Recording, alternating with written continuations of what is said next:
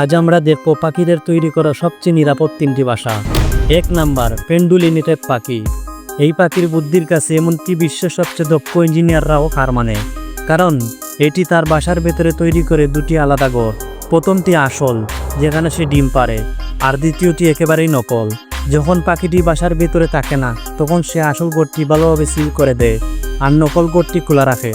ফলে শিকারী যদি আসে, যেমন কোনো সাপ, সে ঢুকে পড়ে নকল করে, আর ডিমগুলো থাকে একদম নিরাপদ। এই কৌশলের কারণে শিকারীও এক পর্যায়ে ঢুকা খেয়ে ফিরে যায়। 2 নাম্বার, ইলেকট্রিশিয়ান পাখি। বেশিরভাগ পাখি গাছে বাসা তৈরি করলেও এই ক্ষুদ্র পাখিটি প্রায়শই উচ্চ ভোল্টেজে বাসা তৈরি করে।